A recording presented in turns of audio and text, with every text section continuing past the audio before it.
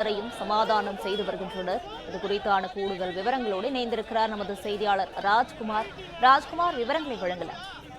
வணக்கம். மதுரை அம்பேத்கரின் 135வது பிறந்த நாளை முன்னிட்டு மதுரை அவுட்போஸ்ட் பகுதியில் உள்ள அம்பேத்கருடைய திருவுருவ சிலைக்கு மதுரையில பாஜகவினர் மாலை அணிவிக்க வந்தனர்.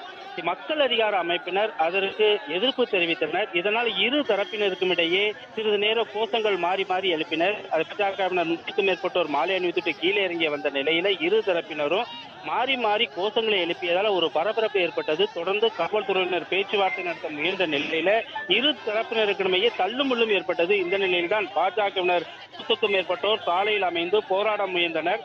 காவல்துறையினர் ஒரு வழியாக பேச்சுவார்த்தை நடத்தி அவர்களை கலைத்தனர். இதனை அடுத்து பாஜகவினருக்கு ஆதரவாக செயல்பட்டதாக கூறி தல்லாக்குளம் காவல் உதவி ஆணையர் ராஜேஷை பணியிடை நீக்கம் செய்ய வேண்டும் என மதுரை மாவட்டத்தில் உள்ள மக்கள் அதிகார அமைப்பினர் மற்றும் தமிழ் புலிகள் கட்சியினர் தொடர்ந்து கோஷங்கள் போட்டு வந்த வண்ணம் இருந்தனர். இதனால் அந்த பகுதியில் சிறிது நேரம் பரபரப்பட்டது. விவரங்களுக்கு நன்றி ராஜ்குமார்.